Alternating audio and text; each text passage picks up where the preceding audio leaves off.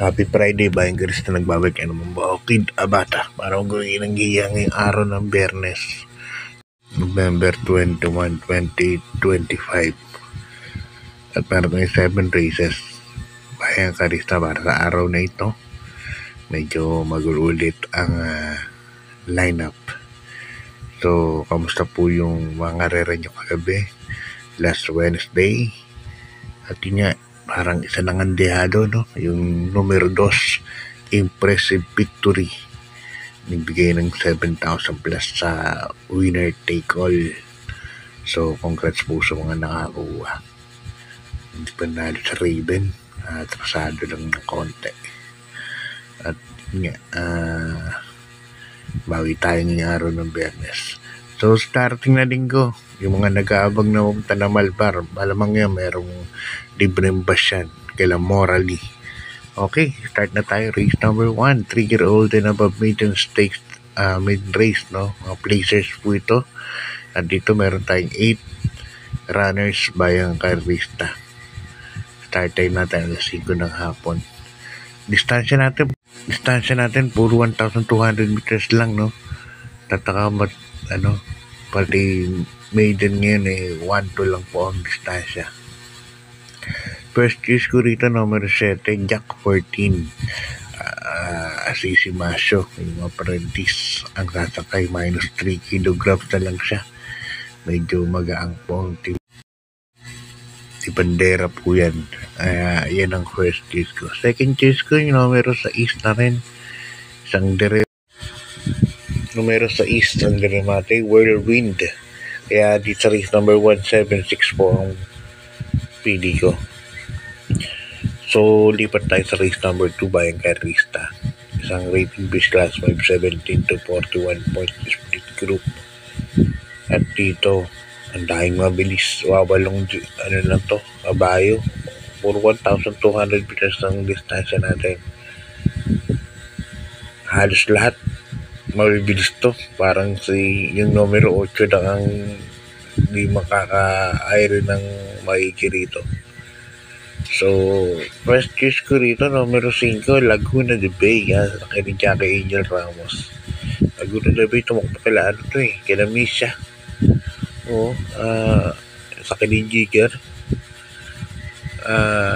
Ganda rin yung salida niya, no? Ngayon, tingin ko, baka ito makaabang sa mga mabibilis. At tulad na Tokyo Rumba West of the East. Yan. Second choice ko, numero 4 na Angry Maxine.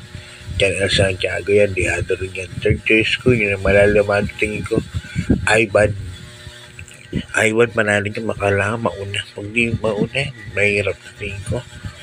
Okay, good luck Bayang Karista sa race number 3. So, 3-year-old and above main race, mga non-blazers naman ito. At dito meron tayong 8 runners Bayang Karista. First choice ko, dihado.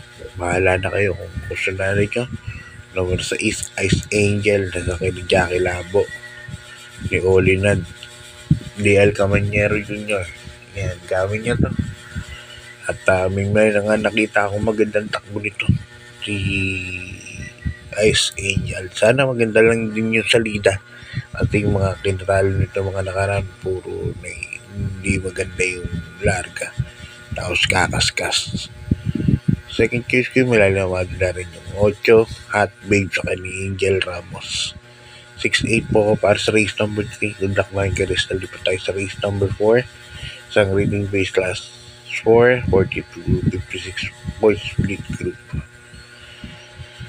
At dito ako sa numero 2, Full Combat Order, Tiny Boy, El Camanyero, yung kapatid ni Labo.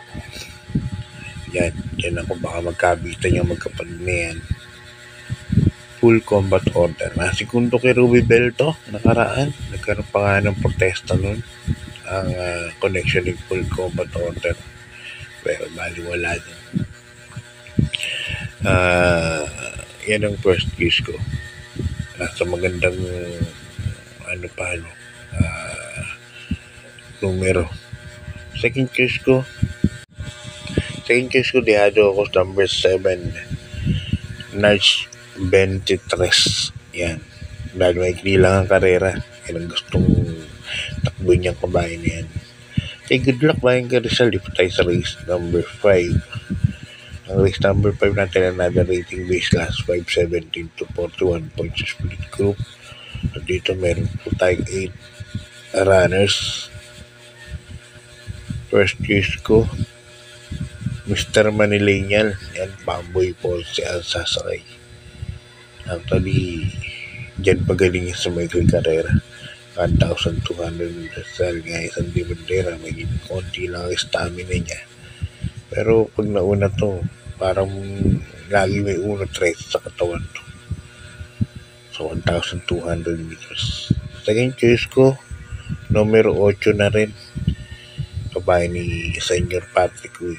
Numero 8, Everland, Alvin Guse Supremo. Okay. Good luck Bayang Rizal. Lipat tayo sa ating penultimate race. Race number 6. Isang rating base class 442 to 56 points ulit, no? Split group. At dito meron tayong 8 runners.